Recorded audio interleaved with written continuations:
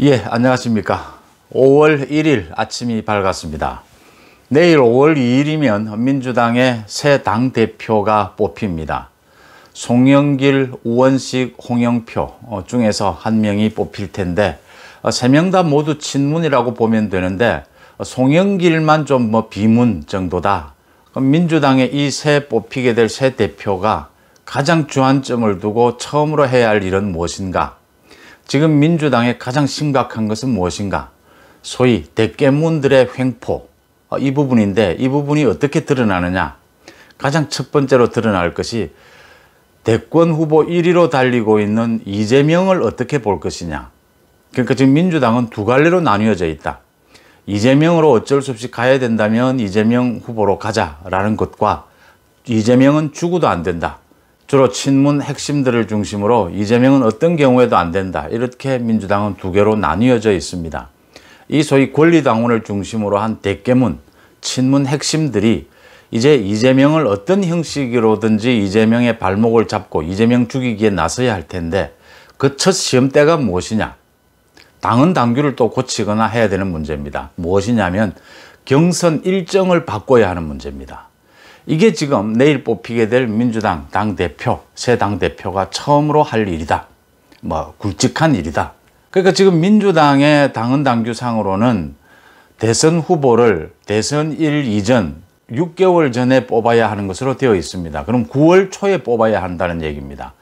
9월 초에 대선 후보를 뽑기 위해서는, 그러니까 다음 달 6월부터 준비에 들어가야 합니다. 너무 빠르다는 이야기입니다. 국민의힘은 대선일 4개월 전까지 뽑도록 되어 있습니다. 그러니까 11월 달에 뽑는다는 거죠. 이래서 민주당이 두 달 전에 꼭 대선 후보를 뽑아야 할 필요가 있느냐? 이게 지금 겉으로 내건 명분이지만 사실은 지금 이대로 6월부터 경선 작업에 들어가게 되면 지금 이재명 대세론이지 않습니까? 민주당에서는. 그럼 이재명이 후보가 되는 건 엄연한 사실인데, 이걸 막고 지금 다른 후보를 키우기 위해서, 그 시간을 벌기 위해서 당헌 당규를 고쳐서 이 대선 후보 경선을 늦춰보자. 당헌 당규를 고쳐서 늦춰보자라는 의견도 있지만 당헌 당규까지 고칠 필요도 없다. 지금 규정에도 상당한 이유가 있을 경우에는 경선 일정을 늦출 수 있다. 엄중한 이유가 있을 때는 라는 건데, 지금 코로나 사태를 핑계로 해서 코로나 사태이기 때문에 이게 상당한 이유가 있다라고 볼 수 있지 않느냐. 당헌 당규를 고치지 말고 전 당원 투표나 이런 과정을 거치지 않고 당무위원회만 거치면 된다. 이런 억지스런 주장까지 나오고 있습니다. 이재명 죽이기, 민주당의 대다수 주류를 차지하고 있는 이 친문들이 이재명 죽이기를 본격 나서지 않을 수가 없는데, 이제 이재명에 대해서 그 첫 관문이 이 경선 일정을 조정하는 것일 것이다. 이 경선 일정을 조정하는 문제가 민주당의 새 당대표가 처음으로 맞닥뜨릴 심각한 문제 중에 하나일 것이다. 이 얘기입니다. 이 얘기를 본격적으로 하기 전에 먼저 어제 국민의힘에서 원내대표로 김기현, 울산 사선이죠. 울산시장까지 지냈고 김기현을 선택했습니다. 주로 56명에 달하는 초선 의원들을 중심으로 좀 강력한 지도부, 싸울 줄 아는 지도부, 원내대표를 뽑자. 그래서 지금 사실 김기현은 문재인 정권에 의해서 가장 피해를 많이 본 사람이거든요. 왜냐하면 그 송철호 울산시장 선거 개입 사건, 청와대 8개 부처가 정권이 나섰다고 해도 됩니다. 전 정권이 나서서 경찰을 동원해서 이 김기현, 당시 울산시장이던 김기현을 낙선시키고 송철호를 당선시키기 위해서 공작한 사건, 그게 기소가 돼서 지금 재판이 열려야 하는데 지금 1년 6개월째 재판이 열리지 않고 있다가 지금 이번 달 이제부터는 열리게 될 것 같습니다. 김기현은 그렇게 억울하게 당한 그 소송에서 무죄 판결을 받았습니다.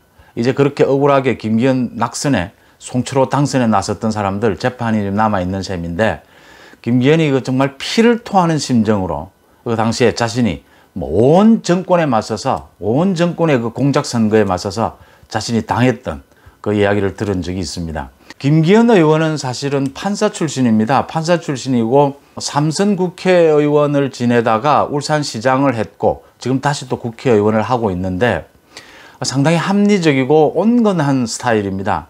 근데 김기현 자신도 그러듯이 송철호 사건을 계기로 해서 자신이 굉장히 많이 바뀌었다. 문재인 정권의 이 불공정, 이 폭거는 더 이상 용서할 수 없다. 정말 강성, 싸울 줄 아는, 싸울 준비가 되어 있는 이런 원내대표였다. 이렇게 꼽히죠. 김기현이 일성으로 내건 건 그겁니다. 법사위원장. 법사위원장을 국민의힘이 당연히 법사위원장을 국민의힘의 몫으로 가져와야 한다. 이것은 법사위원장을 야당에게 주는 것은 지난 20년이 넘게 국회에서 지켜져 왔던 관습법이다. 관습법도 법이니만큼 이걸 어긴 민주당은 법을 어긴 것이다. 그러지 않으면 국민과 함께 항거하겠다. 이렇게 밝히고 나섰습니다. 앞으로 지난 1년과는 달리 김기현을 중심으로 아마 야당의 전투력이 굉장히 높아지지 않을까 이렇게 예상이 되고, 지금 국민의힘에서는 당대표 이제 경선이 본격화됩니다. 6월 초에 아마 전당대회가 열릴 것 같은데, 아마 김기현이 울산 출신이니까 당대표는 수도권이나 다른 지역 출신으로 가야 하지 않겠느냐, 이런 논의가 많이 일어날 것으로 보입니다. 다시 돌아가서 그 민주당의 그 이재명 죽이기, 이 이재명 죽이기의 첫 관문은 역시 이제 경선 일정을 조정하는 문제입니다. 이 경선 일정을 조정하는 문제에 있어서 이낙연과 정세균은 사실 너무 후보를 너무 일찍 뽑는 게 공격만 받게 되고 후보를 보호하지 못한다. 우리가 국민의힘보다 후보를 먼저 뽑아야 할 이유가 뭐 있느냐. 이런 논리를 내세워서 경선 일정을 미루는 것에 사실상 동의를 하고 있습니다.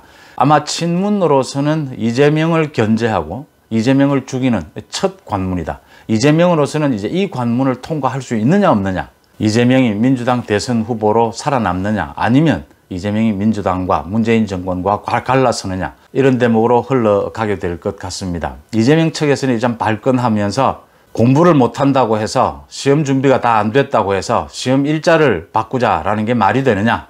그러니까 지금 지지율이 나오지 않는다고 해서 친문 후보들 경우에 나오지 않는다고 해서 경선 일정을 조정하자는 게 말이 되느냐. 일찍 차라리 후보를 뽑아서 검증을 충분히 받고 난 다음에 가는 것도 좋은 방법이다. 경선 일정을 바꾼다고 한다면 엄청난 내분을 각오해야 할 것이다. 이렇게 엄포를 놓고 있습니다.